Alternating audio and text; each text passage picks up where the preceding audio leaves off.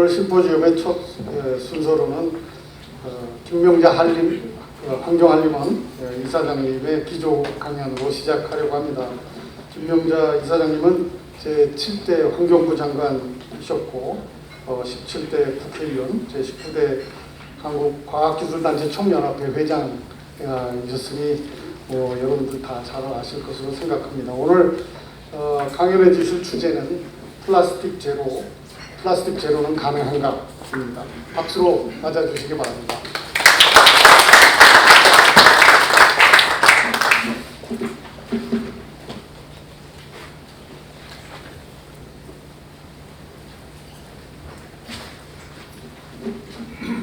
네, 우리 허탁 회장님이 환경할머니를 굉장히 열심히 하시더라고요.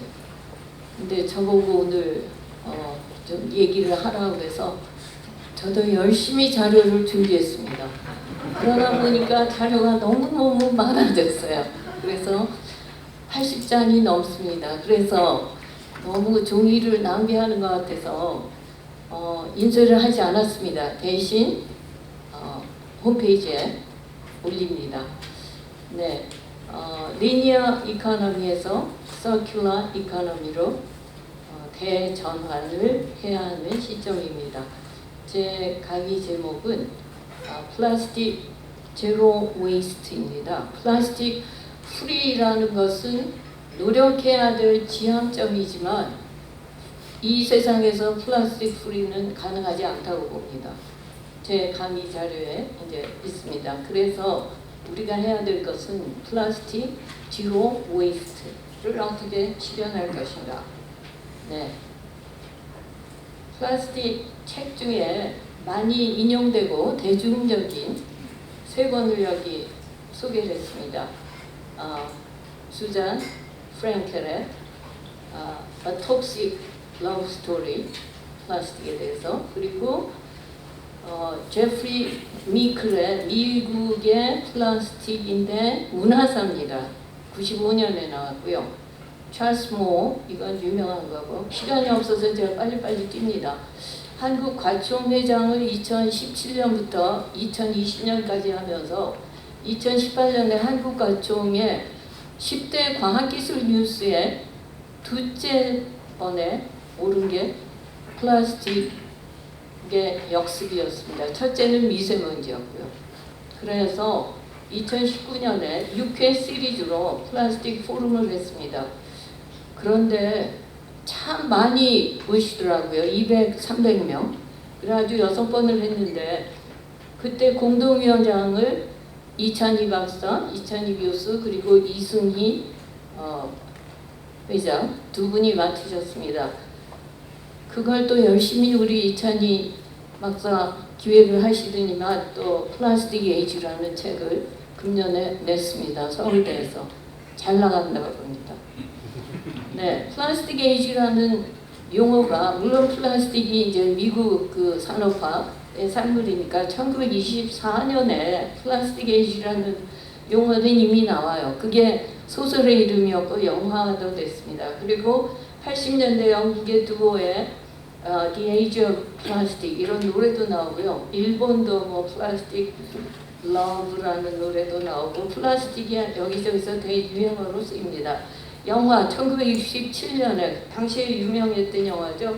졸업, The Graduate. 여기에 플라스틱의 Great Future가 있다 하는 말이 나옵니다. 네, 개발의 역사. 주요 플라스틱은 사실 미국을 무대로 일어났던 제2차 산업혁명의 초기에서부터 얻어진 결과물이었습니다. 그래서 처음에는 반합성, 세마의 신테시스였고 자연 천연 재료에다가 인공적으로 해서 그 다음에 본격적으로 플라스틱 시대가 열리게 됩니다. 이게 재미있는 영화인데요. 동영상인데 이걸 보면 어떻게 인류 문명이 플라스틱에 빠져서 헤어나지 못하는 세상을 살게 됐나 하는 히스토리를 아주 재미있게 5분 정도로 엮었는데 지금 시간이 없기 때문에 볼 수가 없겠죠. 그죠? 이쪽 홈페이지에 올리면 한번 시간 되실 때 보시면 5분에 쫙 요약이 되어 있는데 잘 되어 있습니다. 네, 석유화학 산업의 산물이었고, 팍신, 셀룰로이드, 레이온, 갤라리스트, 그리고 1907년에 벨지움 출신의 미국 이민자인 화학자 레이클란드가 만든 베이클라이트. 이것이 완전한 플라스틱의 개발의 표시입니다. 셀로페인이 나오고 등등 나옵니다.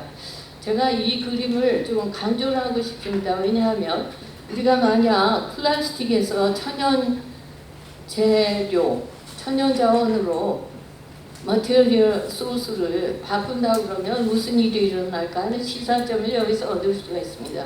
이 거북인데 여기가 이제 매부리 같이 생겼다 그래서 혹스빌 터틀인데 그 당시 19세기에 특히 서구 사회, 일본도 그렇고 중국도 그렇고 그 서구 사회 여성들이 머리를 길게 했다고 합니다. 그게 대유행이었고 그 귀족 그쪽에 상류층에서 그러면서 엄청난 이 장신구, 머리 장신구, 빗에 아주 전성시대였고 이걸 뭐로 만들었냐? 이 혹스빌 터틀을 잡아가지고 그 껍질로 만든 겁니다. 지금은 만드는 게 안경테입니다. 그래서 몇 천만 원짜리 안경, 1,000만 원짜리 있다는 얘기를 얼핏 들었는데 그게 이 얘기더라고요. 그래서 이게 멸종위기를 맞게 되는 일이 있었습니다. 상하 아시죠?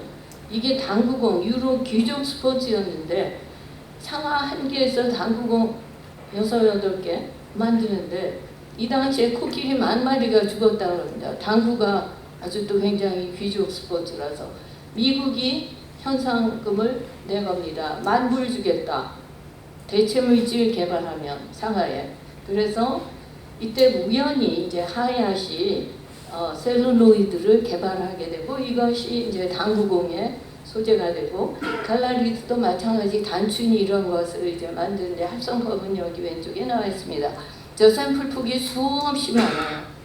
그리고 드디어 이제 베이클라이트가 나오는 건데 이때만 해도 쉘락이라는 것이 잔디밭 원래 수역에 썼는데 이게 절연체이기 때문에 전기산업 2차 산업혁명이 전기산업이 최고였죠. 그래서 수요가 급증하면서 이것을 쉘락 많이 소요가 생기는데 1kg 얻으려면 30만 개체 잔디벌레가 필요했다는 거죠. 이걸 대체하는 베이클라이트이 나오게 되고 당구공도 이제 베이클라이트로 만들게 됩니다. 베이클라이트는 만들어진 다음에 이제 회사를 세우고요. 베이클란드가 회사를 세우고 그 다음에 넘기고 하는데 이 동영상도 역시 시간 관계상 못 틉니다만 이것이 베이클라이트 생산했던 회사가 지금 어떻게 진화를 해서 지금 뭘 만들고 있는가 하는 것을 보여주는 그림입니다. 다시 1930년대 우리 아나스카 스테이터 나오고 33년에 이제 세라 랩도 나오고 펫버틀이 나온 건 1973년이었습니다. 병으로 만든 것은. 그리고 펫버틀은 와이어스의 그 패밀리가 만들었고 이것은 정말 센세이션을 일으킵니다. 왜냐하면 유리병에 담은 음료, 유리병이 이 펫병보다 7배가 무겁고 물론 유리병은 리사이클을 할 수 있고 25번 정도 리사이클을 합니다. 근데 이게 이렇게 가볍고 깨지지 않고 하다 보니까 엄청난 그야말로 혁명적인 변화를 일으켰고 대중문화 시대가 플라스틱이 없었더라면 가능했겠느냐? 아니라는 거죠. 가장 에피소드 중에 눈에 띄는 것도 나일론을 들 수 있습니다. 39년에 세계박람회 뉴욕에 등장을 합니다. 하버드 출신의 화학자 윌리엄 캐로더스가 개발한데 윌리엄은 자살을 합니다. 왜 이게 이렇게 히트였을까? 미국이 일본에서 실크를 수입을 엄청 하는데 어디에 썼냐? 스타킹에 썼어요. 그런데 듀퐁이 캐로더스가 만든 석탄과 공유와 물로 만든 섬유, 거미줄보다 가늘고 강철보다 질긴 기적의 실, 이런 광고 카피를 했는데 이게 히트를 했습니다. 처음에 상품화돼서 3시간 만에 4,000켤레가 판매가 됩니다. 그때로 동인하고 새벽에 이어서 하려고 쫙 줄을 서요. 41년 12월 7일에 일본이 진주만을 폭격하죠. 그때부터 나일론은 완전히 군수용으로만 들어갑니다. 여성들이 자기 갖고 있던 나일론도 내놨다고 그러죠. 전량 군수용으로 가면서 이제 뭐 어디 얼마나 많이 쓰였는가 이거는 수없이 많습니다. 군수 용품으로 일본 항복하고 난 뒤에 조선도 해방되고 8일 만에 스타킹 재생산을 하는데 백화점에 5만 명이 운집을 해서 소동이 벌어져가지고 뭐 경찰이 출동하고 이랬습니다. 2차 세계대전 중에 플라스틱 글라스, 뭐 악기도 만들고 하는 등등등등 군수용으로 개발이 되고 생산량이 39년 대전 발발하고 대전 끝나고 그 사이에 4배가 증가합니다. 그리고 46년에 개발된 터퍼웨어라는 게 50년대 터퍼웨어 파티로 이어집니다. 이거 뭐냐면 이게 완전 밀폐가 그래서 음식을 아주 저장을 잘할 수 있다. 그 다음에 아시는 PEP, PS, 폴리에스터 이런 게 쭉 개발이 되고 점점 고급화되고 그래서 천연 섬유보다 가격도 더 비싸지고 그래서 이것은 1, 2, 3, 4차 산업혁명을 거치면서 인공 소재가 어떤 게 출현했나 하는 것을 정리한 겁니다. 이 그림을 저는 굉장히 강조를 하고 싶습니다. 여기서 보면 플라스틱이 그 오른쪽에 도표를 따로 만들었습니다. 어디에 쓰이는 게 얼마나 생산이 되는데 그 수명이 얼마나 되는가. 제일 밑에 쪽이 문제입니다. 싱글 패키징에 6개월도 수명이 안 되는 거에 제일 많이 생산이 되고 있습니다. 161밀리언 톤. 그 다음에 컨슈머 프로덕트가 그 다음이고 나머지 섬유 5년 간다. 그 다음에 전기, 트랜스포테이션, 인더스트리얼 머시너리, 빌딩 앤 컨스트럭션 그 다음에 기타 해가지고 기타에 들어가는 중요한 게 헬스케어하고 애그리컬처입니다. 그런데 여기서 보면 정말 오래 쓰는 것은 뭐 이걸 대체하기가 어렵죠. 근데 이 밑에 제가 빨간 라인을 그렸는데 이걸 줄이는 게 플라스틱 이용에서는 제일 중요한 문제고 덜 쓰고 다시 쓰고 리퍼비시까지 포함해서 그렇게 하고 남는 것은 리사이클을 해야 된다. 그러면 제로 웨이스트로 갈 수 있고 위의 경우는 그동안에 계속 진화를 하고 있습니다. 기술이. 그래서 지금 호스피탈 의료용으로 쓰이는 거는 뭐 한이 없다. 제가 일일이 이걸 말씀드릴 시간이 없어서 정리한 걸로 넘어갑니다. 모빌리티에서 아주 획기적인 것이 또 카본 파이버 리인포스드 플라스틱이죠. CF, RP라는 그런 거 자동차, 비행기 할 것 없이. 그래서 여기서 보시면 이게 잘리나? 네, 이게 뭐 강도, 탄성 이거는 엄청 10배, 7배 이렇게 되면서 무게는 훨씬 가볍고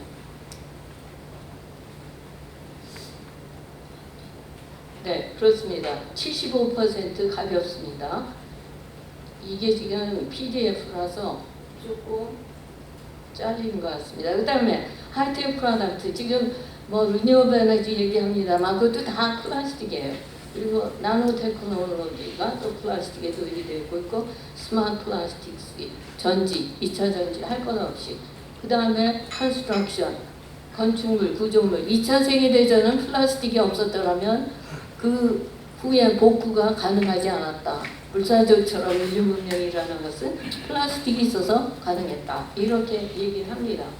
그래서 군사용으로 뭐 말할 것 없이 2차 세계대전 거치면서 증명이 됐고 계속 진화하고 있습니다. 파이버도 뭐 온갖 기능을 다 넣고 있죠.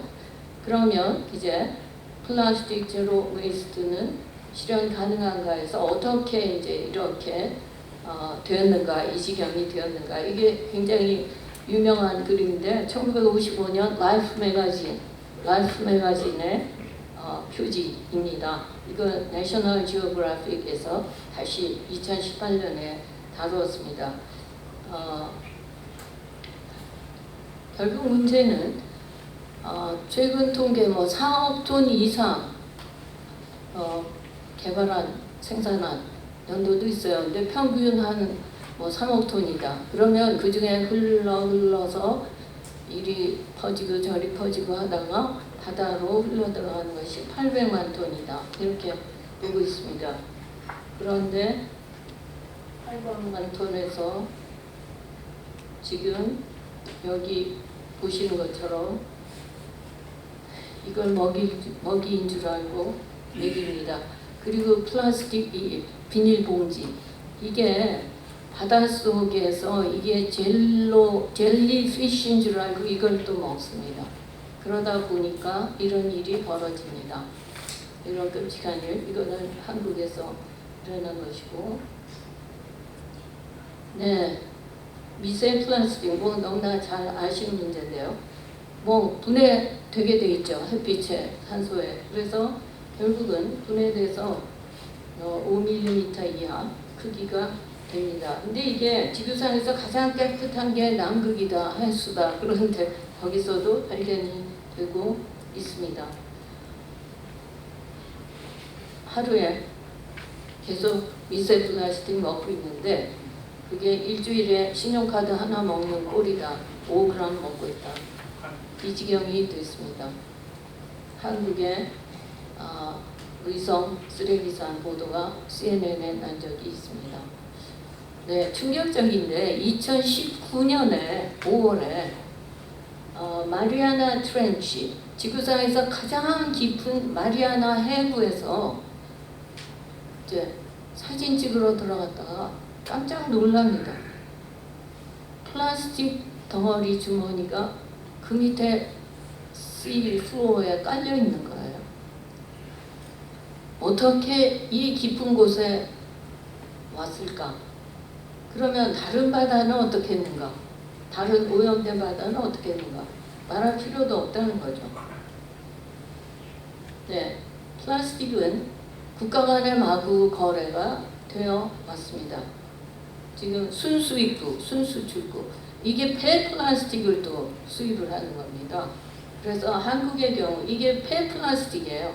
그냥 플라스틱이 아니라. 플라스틱 웨이스트의 2018년 경우 한국이 수입국 몇 위인지 혹시 짐작하시나요? 5위입니다.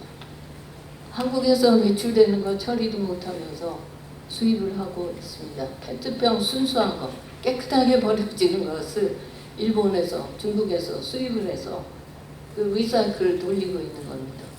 그래서 그걸 바꾸기 위해서 환경부가 이제 금년부터 그 깨끗한 분리를 하도록 하는데 이게 잘 알지도 못하고 있다가 발제하는 자료에 들어있죠.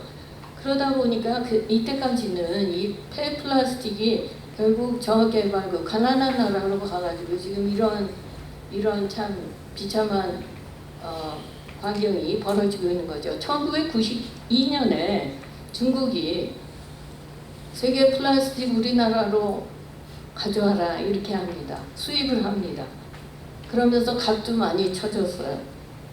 그래서 중국이 무려 전 세계 플라스틱 폐기물의 45%를 가져갔습니다. 그런데 법을 바꾸죠. 안 되겠다 해서 2018년 1월에 발효가 됩니다. 중국발 법 개정을 해서 한국이 쓰레기 대란을 겪었죠.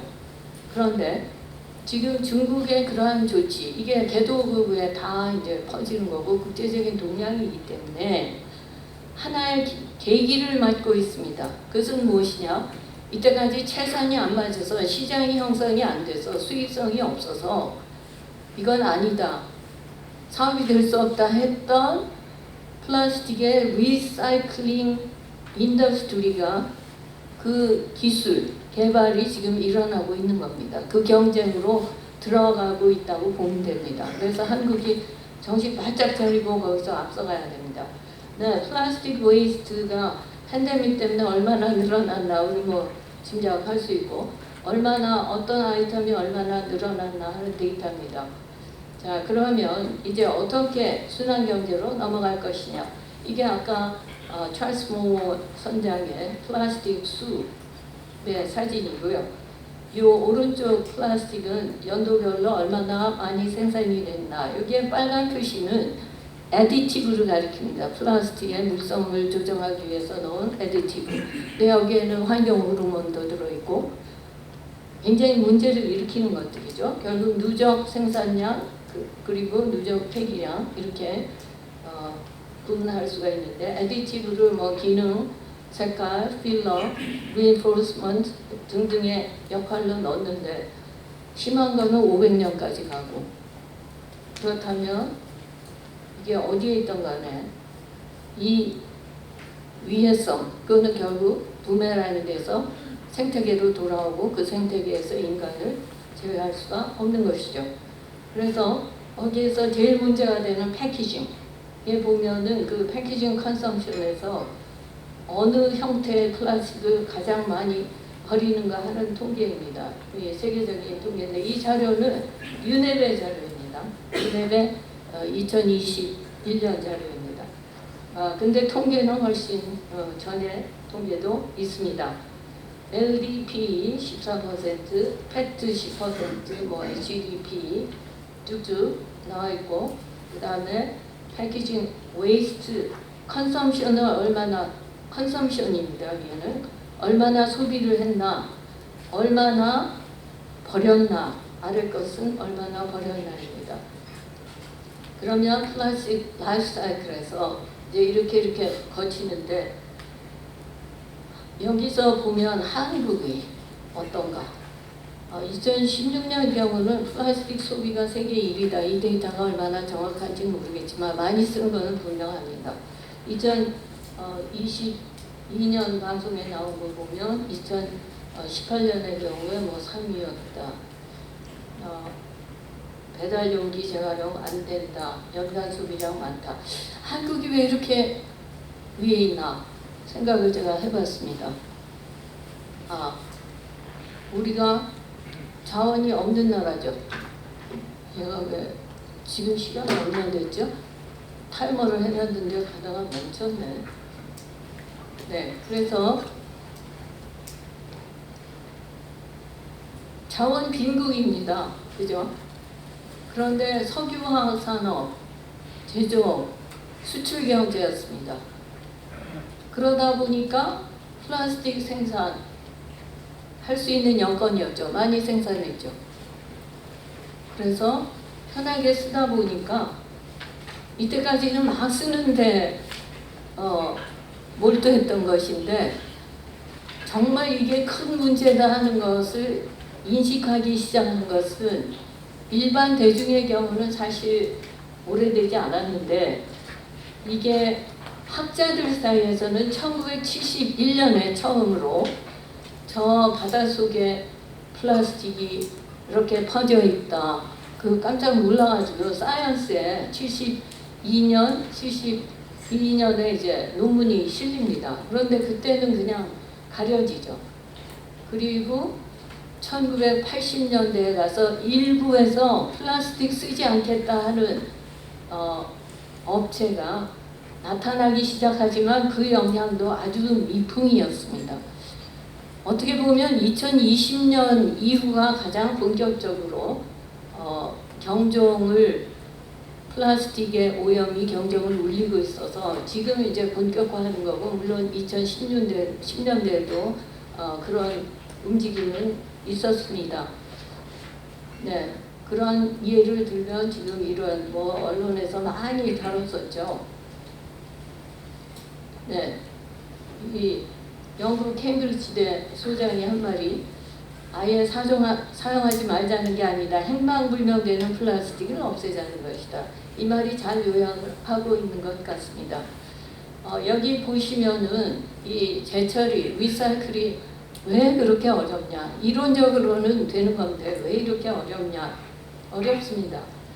선별 어렵고 그것도 이제 점점 기계화되면서 스마트화되면서 뭐 로봇도 사용을 하고 AI도 사용을 하고 이런 스마트시티 개념으로 웨이스트 매니지먼트를 하는 일이 나타나고 있습니다. 일회용 컵 보증금제도 제가 이거는 뭐 다음에 할 것이기 때문에 여기 쟁점, 이 쟁점을 해결하는데 지혜를 모으면 가능하다. 안 될 일은 없다. 근데 제가 환경부에서 일할 때 2002년에 식음료업체하고 자발적 협약을 맺어서 이 일회용 컵에 대한 시범 운영을 했었습니다. 그래 쭉 하다가 6년 만에 폐지가 됐어요. 그러면서 그때 뭐 법적 근거 없다. 그러면서 이제 재활용법 개정해가지고 2년 유예를 두면서 2020년부터 시행을 하겠다. 그랬다가 6월부터 하겠다 그랬다가 뭐 준비 덜 됐다 하고 또 여기저기서 또 지적이 나오니까 12월로 한다. 그리고 전국 단위가 아니고 이제 국지적으로 제주도하고 세종에서 한다. 그러니까 막 비난을 하는데요. 이 문제는 폐기물 행정은요. 중앙정부가 몇 사람이 앉아가지고 해결할 수 있는 문제가 아닙니다. 그걸 기대한다면 해결할 수 없습니다. 환경부에서 제일 어려운 업무가 폐기물 행정입니다. 시행 주체는 그렇게 많이 나왔어요? 그 시행 주체는 지자체예요. 그리고 모든 경제 주체가 행동에 옮겨야 됩니다. 행동에 옮기려면 이게 생각이 바뀌어야 됩니다. 그런데 그걸 어떻게 중앙정부 몇 명이 이걸 다 합니까? 그리고 이해관계가 규제라는 게 정부마다 규제 깨겠다, 혁신한다, 개혁한다, 뭔가 강조하죠. 출범 때마다. 안 되는 이유가 분명하죠. 이해관계자 사이에 갈등, 이거 해소가 너무 어렵기 때문이죠. 게다가 신규 신생산업, 기존 산업 사이의 갈등 등등 할수록 복잡해지고 있습니다. 그런데 뜻이 있으면 길이 있죠. 해결 못할 이유가 없습니다. 대한민국은 전국 단위의 쓰레기 종량제를 도입한 나라입니다. 물론 개선의 여지가 있고 그 시행에 있어서 뭐 미비점도 있고 그렇습니다. 그러나 큰 골격으로 봤을 때 그만큼 적극적입니다. 제가 환경부에서 일할 때 Environmental Sustainability Index라는 SCI에서 136등을 했어요. 그만큼 환경적으로 열악한 나라가 대한민국이라는 건데 좁은 땅, 높은 인구 밀도에 급격한 산업화 도시화를 이루면서 자원이 없는 상태에서 수출 주도 경제를 갖고 선진국까지 왔다. 그게 뭡니까? 막 에너지부터 수입해가지고서 다 오염물질 내보내고 밖으로 내보냈다. 물건을. 그러면 경제적인 이득은 얻었지만 환경에서는 지속 가능성이 매우 취약하죠. 그러니까 136등이 된 겁니다. 그래서 환경단체가 136을 따가지고 이거 만들었죠. 그런데 그때도 Environmental Performance Index는 한국이 높았습니다. 아주 급성스럽게 하고 있는 거죠. 쓰레기 종량제가 그 대표적인 예죠. 그런데 지금 결론에 제가 말씀드리겠습니다만 이제는 리사이클링으로 가지 않으면 안 된다. 이게 시대적인 요구고 당위성입니다. 그러면 가야 한다.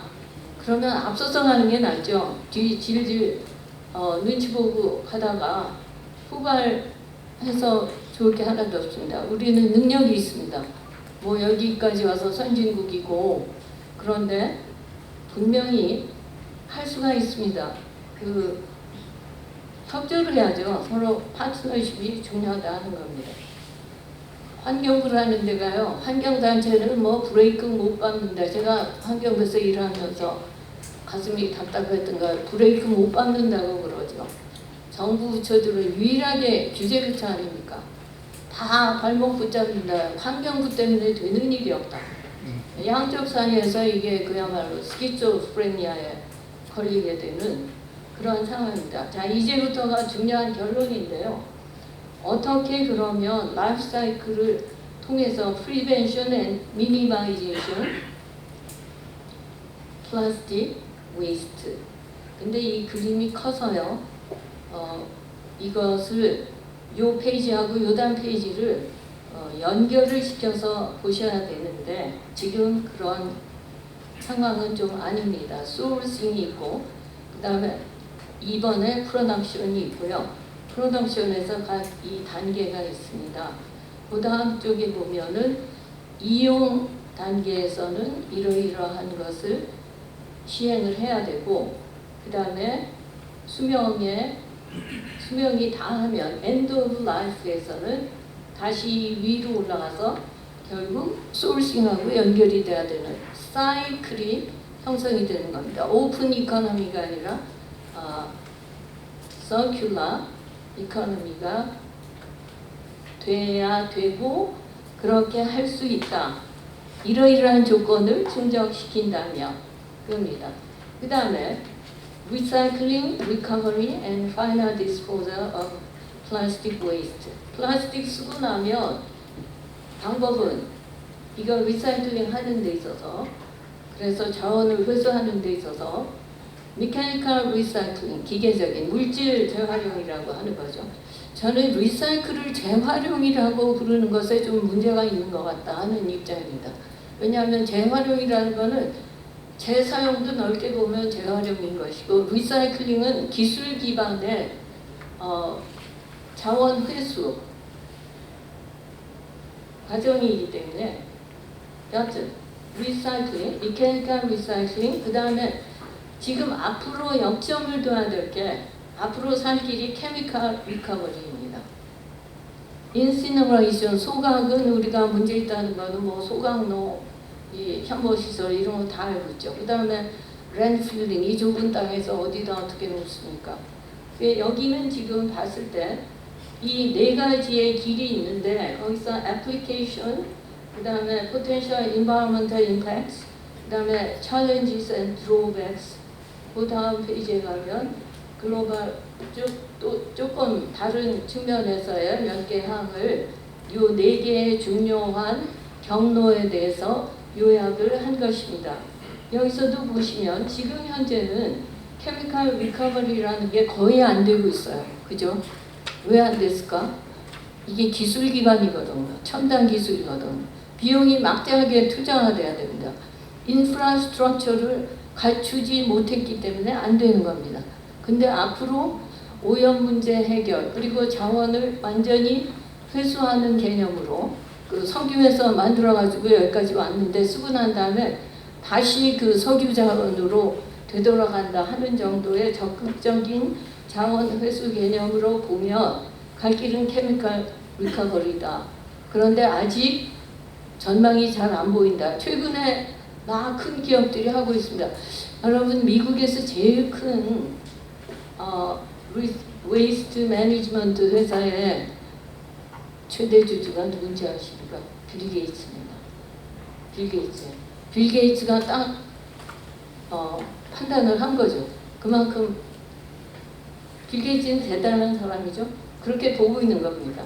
그래서 제가 시간 관계상 이것을 일일이 다 말씀을 드리지 못하지만 각각이 다 장단점이 있는데 그래도 앞으로 잘 한다면 가장 장점이 크고 단점이 적은 것이 케미컬 리커버리다. 이렇게 말씀드릴 수가 있겠습니다.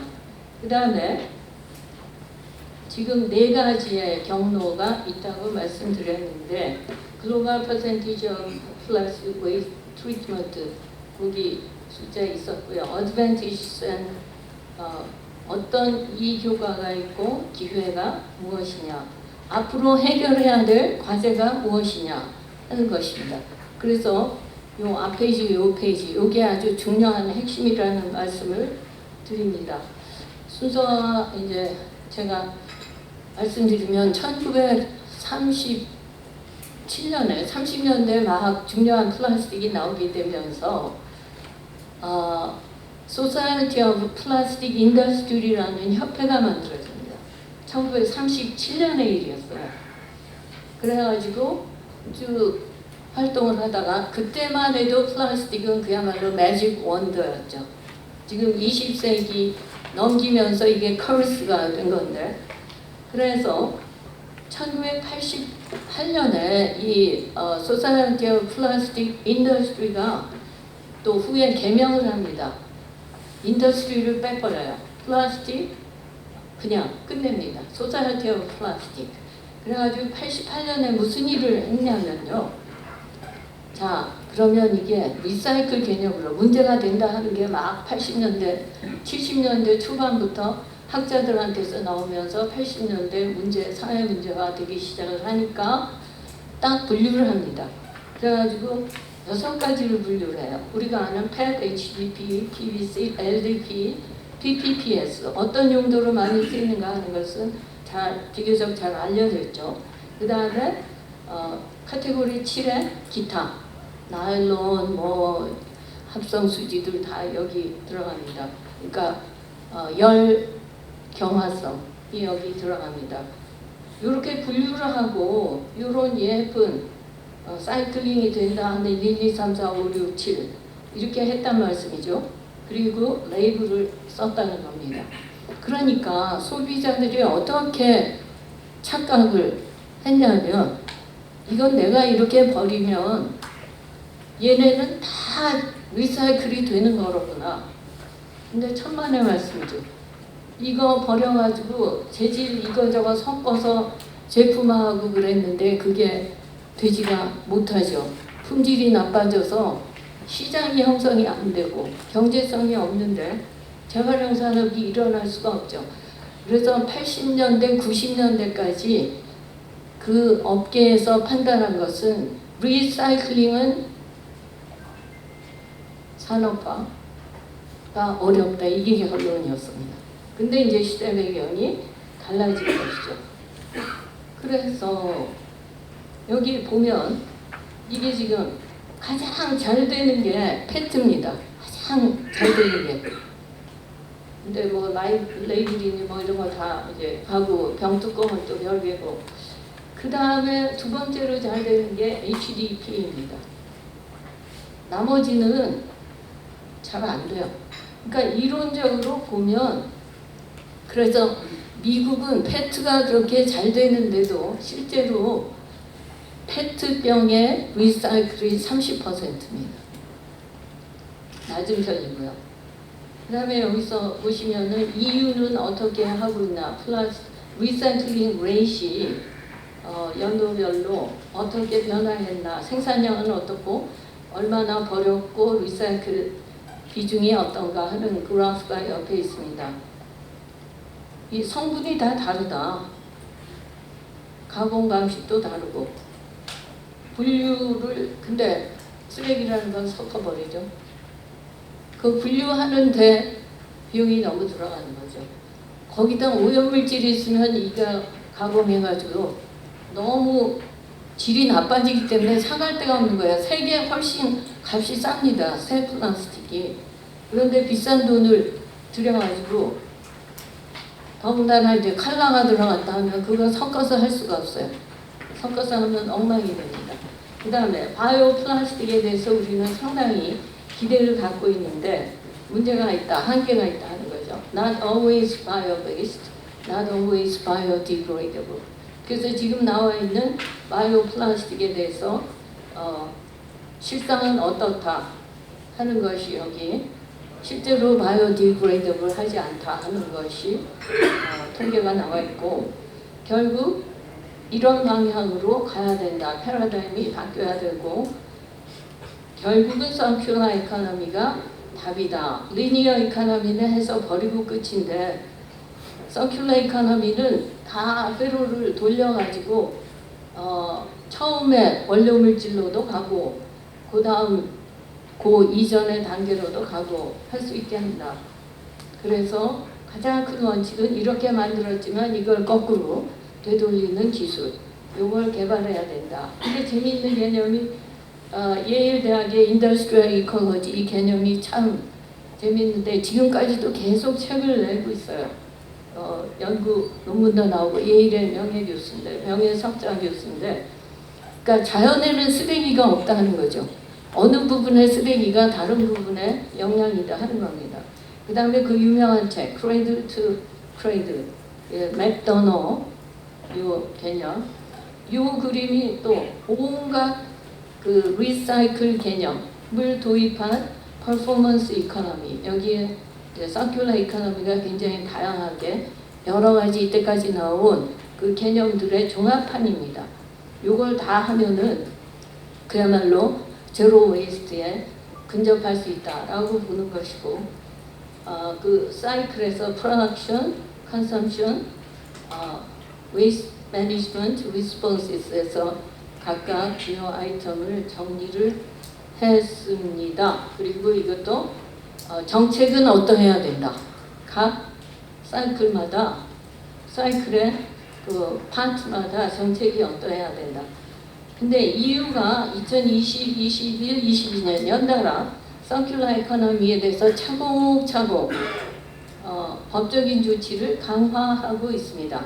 월드 에코노믹 포럼이 몇 개의 파트너십을 만들었는데 거기에 제일 먼저 들어간 게 플라스틱 액션 파트너십입니다. 2018년에 LG화학이 케미컬 리사이클링 한다고 발표한 자료입니다. 제가 강조하고 싶은 것은 결국 이렇게 해서 플라스틱 웨이스트를 줄일 수 있는 방법은 있다. 기업은 ESG에서 플라스틱 프로덕션 또 굉장히 중요한 아이템이 돼야 한다 하는 거고, 아까 허탁 의장 말씀하신 그 나이로비, 이게 이제 2024년까지 그 협약의 드라프트를 만들게 되면 그 다음 단계로 넘어가겠죠. 그러니까 시간 문제입니다. 한국이 빨리 나서야 된다. 이게 제 결론입니다.